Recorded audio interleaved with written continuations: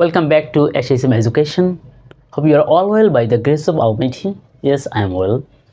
গত ক্লাসে আমাদের যে আলোচ্য বিষয় ছিল সেটা ছিল প্রেজেন্ট ইনডেফিনিট, ফাস্ট ইনডেফিনিট এবং ফিউচার ইনডেফিনিট। আজকে সেই ধারারই দ্বিতীয় ক্লাসটি, অর্থাৎ স্পোকেন ইংলিশের দ্বিতীয় পার্টটি আজ। আমরা গত ক্লাসে যেখানটা আলোচনা শেষ করেছিলাম সেটা ছিল এই প্রেজেন্ট ইনডেফিনিট, ফাস্ট ইনডেফিনিট এবং ফিউচার ইনডেফিনিট দিয়ে কী করে ট্রান্সলেশন তৈরি করা যায়, অর্থাৎ ছোট ছোট বাক্য তৈরি করা যায় এবং সেখান থেকে কি করে নামবোধক বাক্য তৈরি করা যায়।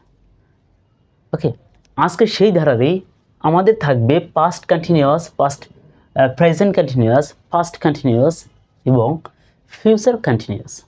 সো লেটস সি, যারা আমার এই ক্লাসটিতে নতুন তারা অবশ্যই ফার্স্ট অফ অল ফার্স্ট পার্টটি দেখে আসবে, এটা তাহলে বেশি উপকৃত হবে। ফার্স্ট কন্টিনিউয়াস, আমাকে আগে বাংলাটা চিনতে হবে, তাই তো? তাহলে এখানে বাংলা ক্রিয়াপদের শেষে কী থাকবে? তেসি, তেসো, তেসেন। যেমন আমি যদি বলি আমি খাইতেছি, আমি যাইতেছি, আমি বলতেছি, আমি শুনতেছি, আমি হাঁটতেছি, এই যে বাংলা ক্রিয়া, আমার ক্রিয়া বা ভার্বের শেষে যে তেসি, তেসন, তেসে থাকে, এইগুলো থাকলে তখন সেটা হবে কি পাস্ট কন্টিনিউয়াস। যেমন আমি বলছি আমি লিখতেছি, কিন্তু বলি আমি কথা বলতেছি, আমি ক্লাস নিচ্ছি, ও এরকমটাও থাকতে পারে, শুধু তেসি, তেসো, তেসেন থাকবে তা না, এমনও থাকতে পারে আমি লিখছি, আমি খাচ্ছি, আমি যাচ্ছি, চয়েসও থাকতে পারে। সেক্ষেত্রেও হবে কি past continuous, present continuous. First কন্টিনিউয়াসের ক্ষেত্রে ওই একই জাতীয়, শুধু পার্থক্য হলো যেহেতু পাস্ট, একটা জিনিস চিন্তা করে দেখো, পাস্টের কোনো কথা বলতে গেলেই আমাদের আগে যেটা আসে ল কথাটা আসে। আমি সাপোজ এটা নর্মালি যদি একটা বাংলা কথা বলি, পাস্টে আমি গেছিলাম বা গিয়েছিলাম, তার লাস্টে কী আসে? ল, লে, লাম আসে। এটার সাথে এটার মিল এটাই, এটাও যদি কন্টিনিউয়াস, এটাও যদি কন্টিনিউয়াস, শুধু পার্থক্য থাকবে এখানে এখানে লামটা বা লটা ছিল না, এখানে সেটা থাকবে। অর্থাৎ এটা দ্বারাও যেরকম চলমান বোঝায়, এটা দ্বারাও চলমান বোঝাবে, শুধু এখানে থাকবে তেসি, তেসো, তেসেন, এটা যুক্ত থাকবে লাস্টে স, আর এখানে থাকবে ল, লেন, লাম, এই জাতীয়। তাহলে কি হবে? তেসিল, তেসিলেন, তেসিলাম। আমি যদি একটা এক্সাম্পল দিই, আমি লিখতেছিলাম, আমি বলি আমি বলতেছিলাম, আমি খাইতেছিলাম, আমি শুনতেছিলাম, আমি টিভি দেখতেছিলাম, আমি যাইতেছিলাম, এই জাতীয়। ফিউচার কন্টিনিউয়াসে কী হবে? ওই একই জাতীয় যেহেতু ফিউচার, তাহলে কী আসবে? বে, ব, বেন আসবে। তাহলে বে, ব, বেন আসলে আমাদের গান থাকবে তে থাকিব, তে থাকিবেন, তে থাকিবে। ফিউচার বলে কথা, কারণ আমরা জানি ফিউচারে কোনো কথা বলতে গেলে জেনারেলি কী আসে? বে, ব, বেন চলে আসে। তাহলে আমি লিখতে থাকবো, আমি বলতে থাকবো, কারণ এটা কি কন্টিনিউয়াস টেন্সে আছে। তাহলে কন্টিনিউয়াস মানে কি সব চলমান অবস্থায় আছে, চলন্ত অবস্থায় আছে, কোনো কাজ হচ্ছে এই মুহূর্তে আসলে। তাহলে আমি লিখতে থাকবো, আমি বলতে থাকবো, ভবিষ্যতে আমি লিখতে থাকবো, শুনতে থাকবো, বলতে থাকবো, করতে থাকবো, এই জাতীয় বাক্যগুলো হবে কি ফিউচার কন্টিনিউয়াসের ক্ষেত্রে। দেখো এখন আমরা ট্রান্সলেশন কী করে করবো আসলে।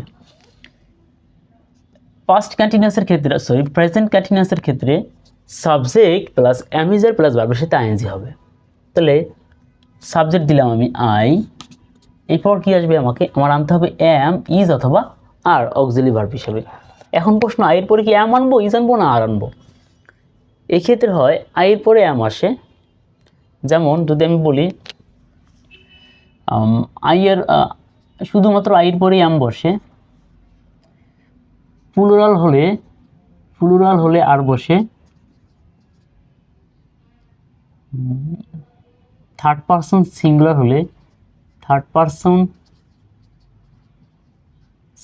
হলে ইজ বসে। এটাকে নাম মনে রাখলে হয়, থার্ড পারসন সিঙ্গুলার হলে ইজ বসে। যেমন আমি যদি বলি হি, শি, কারো নাম, ইট, এইগুলো যদি থাকে তখন আমরা ইজ বসে, আর বাকি সবসময় আর বসে। তাহলে আমি লিখতেছি কি হবে? এরপরে এম হবে, আই অ্যাম দিলাম আম, এরপর কি ভার্বের সাথে একটা আইএনজি। ভার্ব কোনটা? লিখতেছি, তাহলে কি হবে? আই অ্যাম রাইট দিলাম ভার্ব, রাইটের সাথে এটা কী হবে? আইএনজি হবে, আই অ্যাম রাইটিং, সো এখন যদি আমি বলতে চাই যে আমি শুনতেছি, তাহলে কি হবে? I am listening, listening. আমি আমি কাজ করতেছি, I am working, I am working. ঠিক একইভাবে দেখো আমি লিখতেছিলাম, আমি লিখতেছিলাম। তাহলে প্রথমে আই দিলাম, এরপর কি দেবো, ওয়াজ বা ওয়ার দিতে হবে। এখন প্রশ্ন, আয়ের পরে কি ওয়াজ হবে না ওয়ার হবে? দেখো প্লুরাল হলে ওয়ার, আর সিঙ্গুলার হলে ওয়াজ বসবে। সিঙ্গুলার হলে কি বসবে, ওয়াজ বসবে। তাহলে আমি লিখতেছিলাম, তাহলে আয়ের পরে কী হবে, আই ওয়াজ, বারবার সাথে আইএনজি, রাইট মানে লেখা, রাইট সাথে কী হবে, আইএনজি হবে। I am writing, I am writing.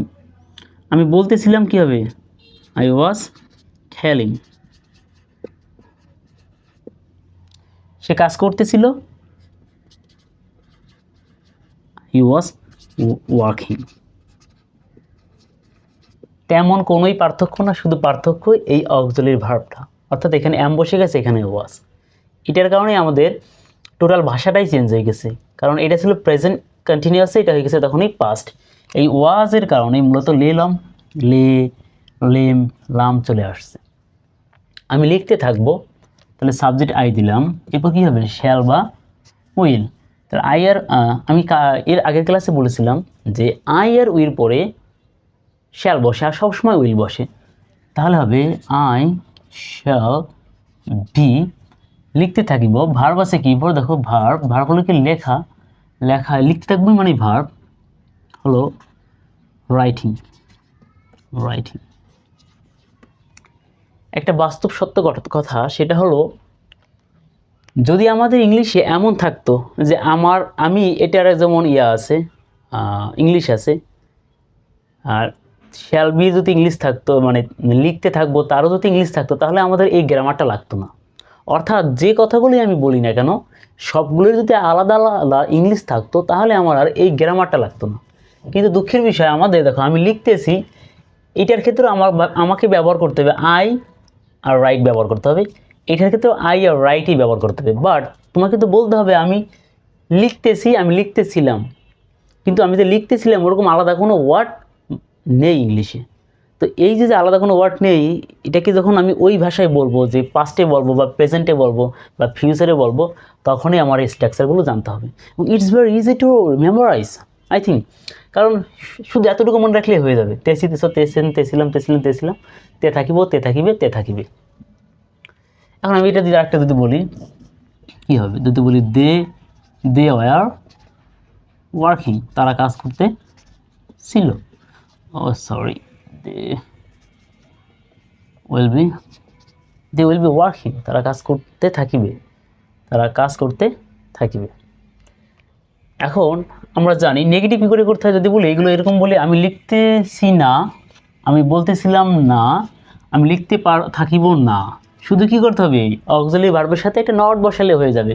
তাহলে অক্সিলারি ভার্ব কি আছে, অ্যাম সাথে নট, অ্যাম এর সাথে এই যে অক্সিলারি নট, এখানে একটা নট, এখানে একটা যদি আমি নট দিই নেগেটিভ, এখানে নট দিই negative, I shall be not writing, I am not, okay.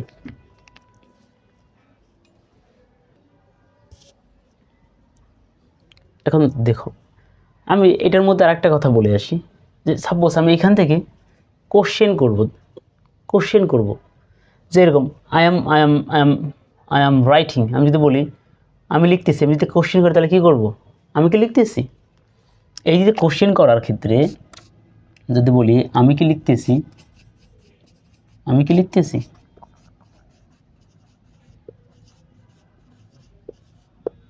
সেক্ষেত্রে খুবই সহজ, এই অক্সিলারি ভার্বটাকে শুধু যদি আগে নিয়ে আসো, অ্যাম আই রাইটিং, তারই প্রশ্ন হয়ে গেল। অ্যাম আই রাইটিং, ঠিক এখানে আমি লিখতেছিলাম না, অক্সিলারি ভার্ব কী আছে, ওয়াজ আছে, ওয়াজ আই রাইটিং।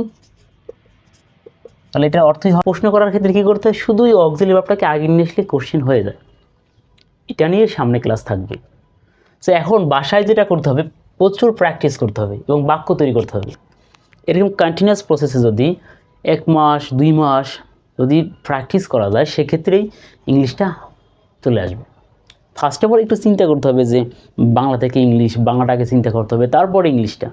তো এটা একটু ডিফিকাল্ট হবে first of all, but whenever you'll practice a lot, then you'll see it's working, it's improving. So you have to practice, and you have to practice every day. তো আমি যদি কয়েকটা বাক্য বলি, আমি যদি বলি আমি বলতেছি, আই এম সেইং, আমি বলতেছি না, আই এম নট সেইং, আমি আমি আমি কাজ করতেছি, আই এম ওয়ার্কিং, আমি কাজ করতেছি না, আই এম নট ওয়ার্কিং। তারা খেলতেছে, দে আর ফেলিং, তারা খেলতেছে না, they are not playing, they are not flying. First কন্টিনিউয়াসে আমি আসি, আমি আমি আমি বলতেছিলাম, আই ওয়াজ টেলিং, আমি বলতেছিলাম না, আই ওয়াজন্ট টেলিং, আমি খেলতেছিলাম, আই ওয়াজ ফেলিং, আমি খেলতেছিলাম না, আই ওয়াজন্ট ফেলিং। আমি লিখতে থাকবো, এখানে দেখো এটা যদি ফিউচার কন্টিনিউয়াসে আসি, আমি বলতে থাকবো I will be or I shall be telling, আমি শুনতে থাকবো আই শ্যাল বি হিয়ারিং, সে বলতে থাকবে হি উইল বি টেলিং। ব্যাস, এখন এই স্ট্রাকচার ধরে প্রচুর প্র্যাকটিস করবে, দেখবে আশা করি শিখতে পারবে।